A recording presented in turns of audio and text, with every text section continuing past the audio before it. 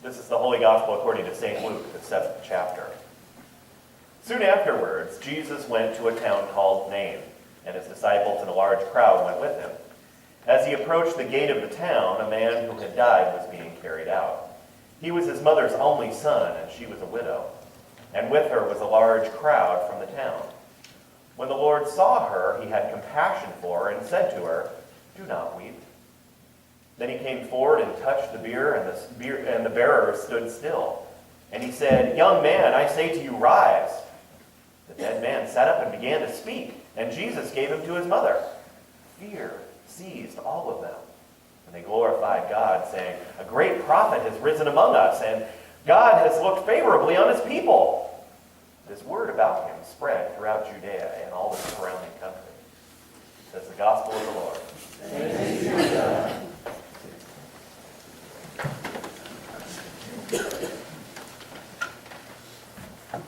God's grace, mercy, and peace be yours this day through Christ, our Savior and Lord.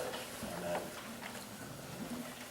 Much like Joyce, I need a little bit of background sometimes in order to appreciate what the text is saying. And it's helpful to know a little bit more context to hear some of the messages that may have been originally intended that may be lost on us a little bit. This story, as I mentioned at the beginning of service, is intended to go with the one before it. And these two stories together are both very much about healing. Last week we heard the centurion, who a Roman military official who had a sick servant. And this military official was so worried about his servant that he called on Jesus, of all people. It's the strangest thing to think of a Roman officer calling on a Jewish religious figure for help. But that's what happened. He called on behalf of his servant. And this week we have a widow who has a son who has died. Now, there are a lot of these two stories really work together to convey the message that God's healing is for all people. I think the church has gotten into trouble over years when we think that God is only for a select few, for certain people, because these two lessons together really point out how God's goodness, God's grace, God's healing is for all people. We have a male and a female who are helped here. We have a centurion, a Roman official, and a widow. So the centurion would have been wealthy. He would have had a lot of power. The widow, she would have been overlooked. She had very few resources. We have a Gentile. The Roman was a non-Jew, a non-religious person. And we have this woman who is presumably Jewish. She's in Jewish territory. One is healed at a distance. The centurion says, I'm not a religious person. My house is not a place for a religious person to be hanging out. He has this great line. "I'm not worthy to receive you, but only say the word, and my servant will be healed."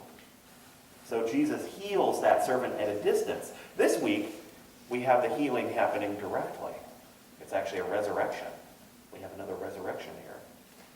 The first healing was requested. It was the centurion asked Jesus, called on Jesus for help. This week, Jesus just intervenes. He steps in. And you got to wonder, why would Jesus just step into the situation? There's this great word. It said he has compassion for them. That's our translation. It's one of my favorite Greek words there, that word compassion. The Greek is splunknidzomai. Splunknidzomai. And it means churning of the guts. This weird word, churning of the guts. It almost sounds more like indigestion. But it means that he was moved. He was really compelled, and it was something in him that couldn't help but intervene. Jesus had splunknidzomai that drove him. He couldn't help himself but step in and get involved. Kind of an amazing word. I think the timing is important in this story. It said that last week they were on the road traveling today. It says that last week they were in Capernaum. The centurion was in Capernaum. And today we hear that they're in Nain. This is the only place in Scripture where Nain is mentioned. It's not a big significant town. The important thing to note here is that these two towns are 25 miles apart. So Jesus and his disciples, and apparently a huge crowd of people, were walking all day. Now, I think it's always a good question to ask, where do we meet the text? I think this is a pretty good one to relate to the text. That you're traveling all day long, you're hot and you're tired, and all of a sudden an opportunity arises of God tapping you on the shoulder saying, "Excuse me, I could use your help. You available?" Now, you've been on the road all day long. You've been traveling. My dad always liked to say when we went on road trips going up, we'd arrive at our destination, "Oh, gotta wash the road dust off." We're not in a covered wagon, Dad. What do you mean road dust? But, it's nice to clean up once you arrive at your destination. They would have been covered in road dust. The roads were dust. They were walking for 25 miles in sandals. All they want to do is kick their feet up, have a nice glass of wine. And here's a grieving family. But that's sometimes what happens with God. That God shows up and asks for our help at those inopportune moments. It reminds me of Jared. Well, at least we'll call him Jared. He was a high school freshman at my former congregation. This was one of those days that I really remember. It was a crazy day. It was the day that would never end, and I'm sure you had these too. The day that just goes and goes. It was a Tuesday. I took Mondays off then too. So Tuesday, starting the week, it started with a long staff meeting that lasted all morning long until I had to race over to across town to the text study meeting and start thinking about the sermon for the week. That was another 2-hour meeting. Then I came back to the office, returned a few phone calls, was in the office doing office stuff until about 5 o'clock. And then went home for about 45 minutes until I had to turn around, come back, and lead worship team rehearsal. They had a contemporary praise team, and 2 of the members were missing that night. We were trying to learn a new song, so I was on the phone trying to find somebody to fill in. Is anybody, who's available, who can come, and who's got the skills to be able to learn this song quickly so that we can perform it this weekend? And, I just found out that the Bible study down the hall, the leader isn't going to be here. And I haven't led this Bible study. But Pastor, would you be willing to step in? And okay. So now it's 7 o'clock. I'm stepping into a Bible study that I haven't been a part of. I'm not prepared for, but if that makes them feel better to have somebody else leading it, okay, I'll sit there and do my best. And so I'm leading the Bible study. About 8 o'clock, the person setting up the labyrinth, they had a labyrinth that they set up. It was this 35-foot diameter circle, and on it was painted a labyrinth. It was a big piece of canvas, huge piece of canvas. And they would lay out this canvas, this labyrinth, on the fellowship hall floor. And people would come and they'd light candles and people would walk the labyrinth and pray. And it was a beautiful thing.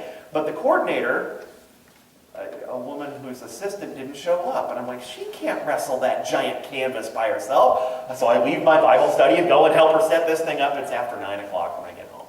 9:15, finally drop the keys on the counter, exhausted. And the phone rings. Oh, goody. Hi, Jared. What's going on? Pastor, I can't take it anymore. I can't handle this. What's going on? My mom, and I don't even remember what he said after that. Just my mom was, enough. And I'm like, hold on. Can I talk to your mom or dad for a minute? Okay, well, he's not going to get his mom. Mom's driving him to the nuts, so all of a sudden I hear his dad, who's clearly exasperated as well. I don't know what's going on in the house, but yeah. This is Pastor Eric. Would it be okay if I come and pick Jared up for a little bit? I'd like to take him out for about half hour. I don't want to be out very long, but would that be okay with you? Yeah. Great, thanks, Dad. Jared, I'll be there in 10 minutes. So get back in the car, go pick him up. Drive to Sherry's, get a piece of pie, for each of us. Okay, Jared, what's going on? Well, she's driving me nuts, blah, blah, blah, blah. Nice kid, really smart kid. A little bit more comfortable with computers than people, One of those that I think can be maybe a little too smart for his own good sometimes. So he didn't have a lot of other people to talk to. And it was, 13, 14-year-old frustration with family. And so nothing unusual. And so he talks for a while. I'm eating my pie. Okay. Listening to Jared. He's just, okay, fine. Finally, Jared, I believe that prayer can make a difference in our lives. I really believe that. Would you be willing, we're scheduled right now, this coming Sunday, we're scheduled to get together. We've got an event coming up, a youth event. And last I heard you were going to be there. So I'm going to see you this weekend. What I'd like to ask you to do, will you pray with me this week? Pray that God give you the patience and the strength to handle what's going on. Pray for your mom, your dad, and your brother. And Sunday, when we get together again, let's talk at that time. And if you're still beside yourself, we'll talk about what needs to happen then. But would you be willing to pray with me this week for your family? Yeah, okay. Flash forward 3.5 years. We're at a Grange. Now, West Lynn is a high-end town. I didn't even know they still had a Grange. But we're at the Grange Hall, and it's beautiful. It's all decked out in beautiful huge bouquets of flowers and balloons. It's a graduation party for 3 students who decided to get together and have a joint graduation party. And all 3 of them have been connected to the church. I'm invited to attend, and it's just great. These kids are big as can be. They're happy, they're on top of the world. They're just beaming with joy.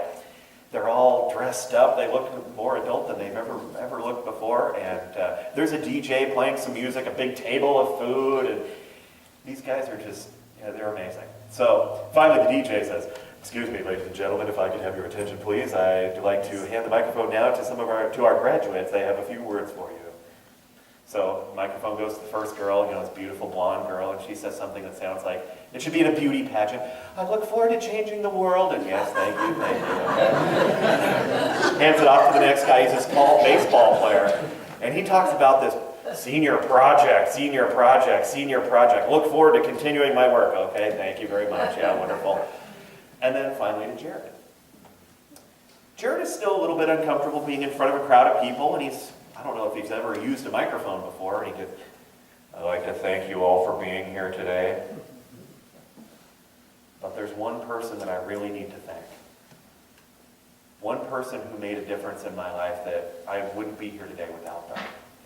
And he looks across the room. And he locks eyes with his mom. And he said, "I want to thank my mom. I love you, Mom." And I can't help but think, thanks be to God.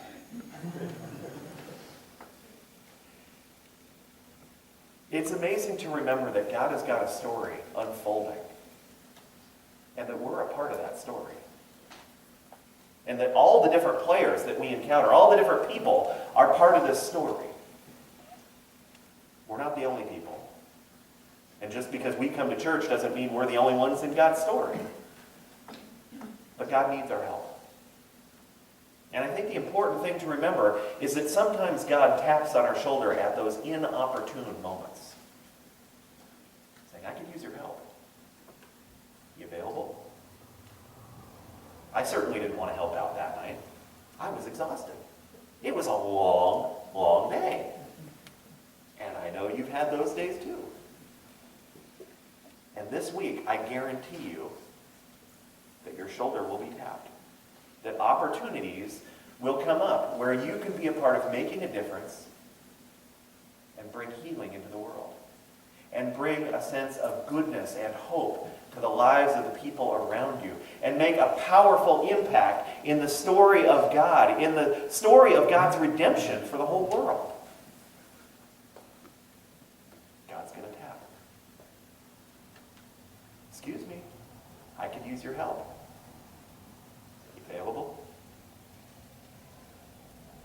What are you going to say this week? May you have the strength, the patience, and the willingness